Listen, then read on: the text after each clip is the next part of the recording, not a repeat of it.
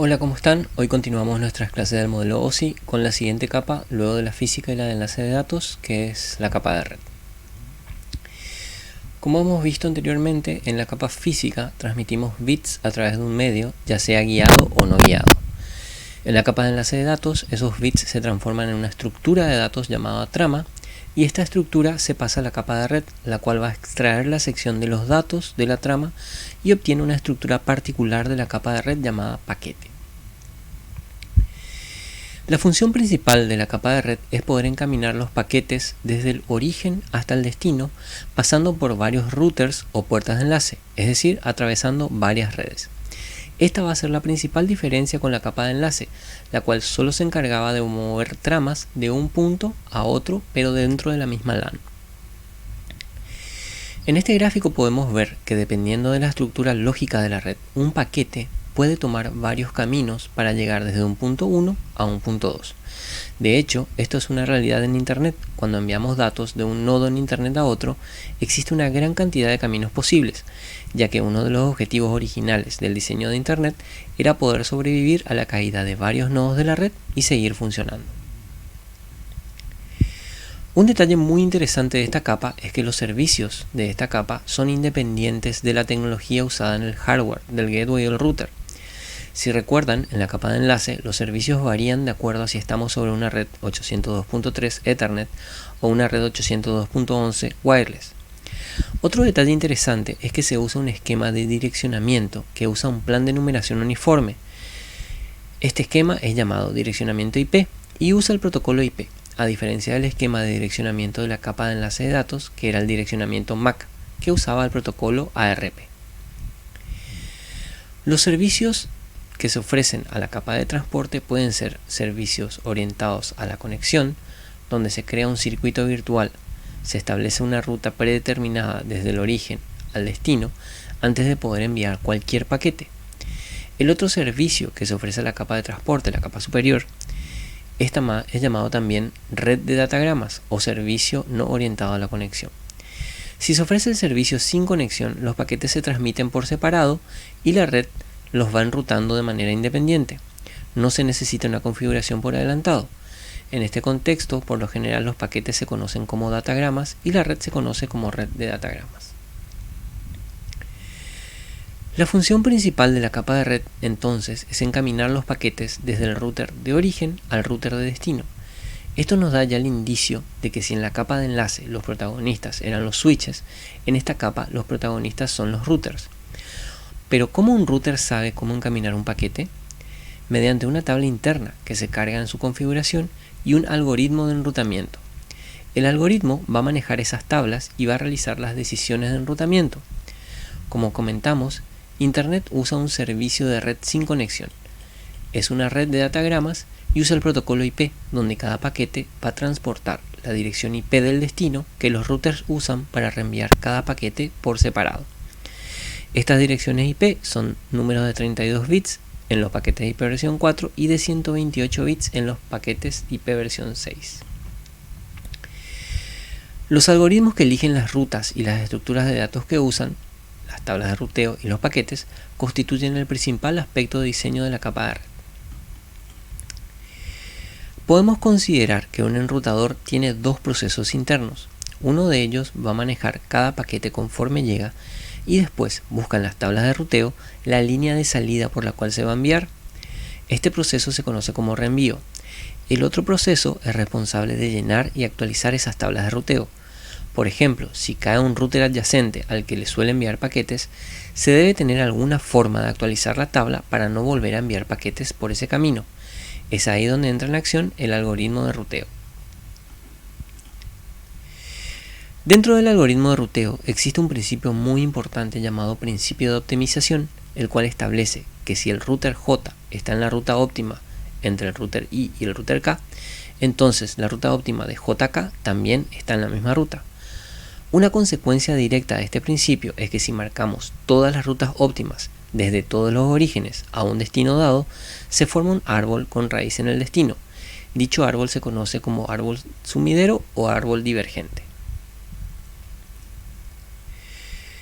Si en la capa de enlace de datos hablábamos del concepto de colisiones, cuando dos tramas intentaban usar el mismo medio y ninguna llegaba a destino, en la capa de red se habla de congestión, que ocurre cuando existen demasiados paquetes en la red.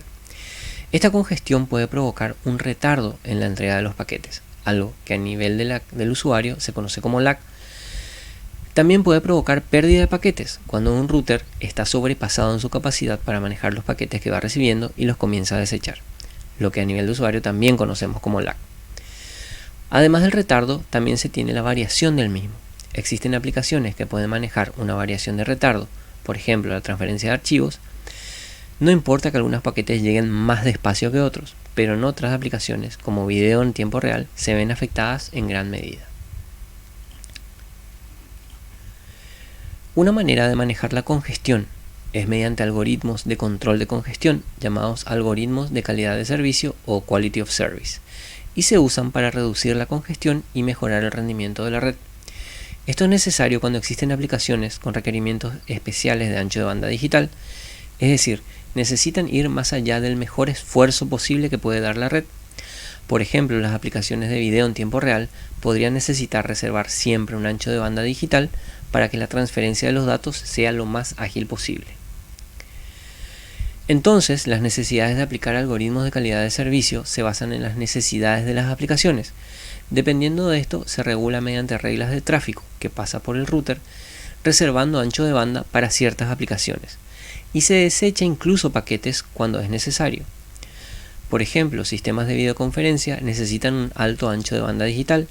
En una red de 10 MB por segundo se podrían reservar 5 para las videoconferencias, y el resto podría compartirse entre las demás aplicaciones. Cuando las demás aplicaciones sobrepasen la exigencia de los 5 MB, se comienza a desechar paquetes. Este análisis que se hace sobre el comportamiento del tráfico de una red y sus necesidades se conoce como modelado de tráfico y sirve para llegar a una configuración que permita regular la tasa promedio de transferencia y las ráfagas de flujo de datos. Aquí los usuarios de la red y el administrador de la misma se ponen de acuerdo sobre cuál será el patrón de tráfico ideal de la red, y estos acuerdos suelen ser oficializados mediante acuerdos de niveles de servicio o SLAs. A este punto entonces en nuestra red en 3 capas tenemos el medio físico usado, dispositivos como switches que funcionan sobre Ethernet o Wi-Fi en la capa 2, routers en la capa 3, y a nivel práctico vemos en este gráfico de abajo que en la capa física se transmiten bits, en la capa de enlace se transmite una trama 802.11, la cual lleva en la sección de datos el paquete IP, y en la capa 3 se transmite el paquete IP. En Internet, la capa de transporte, de la que aún no hemos conversado, pero lo haremos, toma flujos de datos de las capas superiores y las divide para poder enviarlos como paquetes IP. Estas pueden ser de hasta 64 kilobytes cada una, pero en la práctica no sobrepasan los 1500 bytes, ya que son colocados en una trama Ethernet y el tamaño de la sección de datos en una trama de Ethernet es de 1500 bytes. Los routers IP reenvían cada paquete a través de Internet a lo largo de una ruta, de un router a otro hasta llegar al destino. Cuando todas las piezas llegan finalmente a la máquina de destino, la capa de red las vuelve a ensamblar de forma de tener el datagrama original. A continuación, este datagrama se entrega a la capa superior, que es la de transporte. En el destino, la capa de red entrega todos los datos a la capa de transporte, que a su vez las entrega al proceso receptor. ¿Cómo está formado un paquete IP versión 4? Consta de un encabezado y de un cuerpo. El encabezado tiene una parte fija de 20 bytes y una parte opcional de longitud variable. El campo versión lleva el registro de la versión del protocolo a la que pertenece el datagrama. Dado que la longitud del encabezado no es constante, se incluye un campo en el encabezado, IHL, para indicar su longitud en palabras de 32 bits. El campo servicio diferenciado tiene como propósito distinguir entre las diferentes clases de servicio. El campo longitud total incluye todo en el datagrama, tanto el encabezado como los datos. La longitud máxima, como dijimos, es de 65 kilobytes. El campo de identificación es necesario para que el host de destino determine a qué paquete pertenece un fragmento recién llegado. A continuación viene un bit sin uso, lo cual es sorprendente, ya que el espacio del encabezado IP es muy escaso. Después vienen 2 campos de un bit relacionados con la fragmentación. DF significa no fragmentar, don't fragment, es una orden para que los enrutadores no fragmenten el paquete.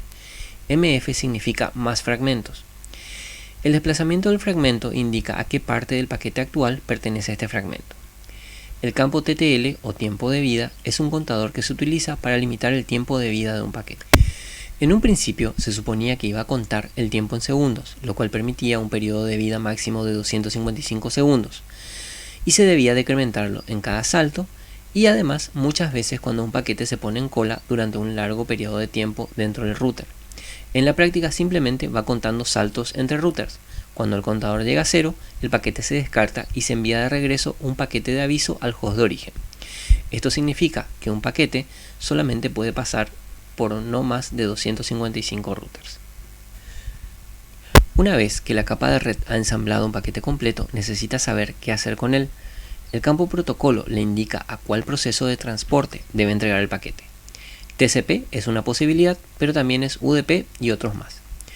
Puesto que el encabezado transporta información vital, como las direcciones, estima su propia suma de verificación por protección, la suma de verificación del encabezado. Los campos dirección de origen y dirección de destino indican la dirección IP de las interfaces de red, de la fuente y del destino. El campo opciones se diseñó para proporcionar un recurso que permitiera que las versiones subsiguientes del protocolo incluyeran información que no estuviera presente en el diseño original. La opción seguridad indica qué tan secreta es la información. En teoría, un router militar podría usar este campo para especificar que no se enruten paquetes a través de ciertos países. Con esto terminamos la clase de hoy. Hemos visto cómo funciona la capa de red y cómo está formado un paquete IP. Nos vemos en la siguiente clase.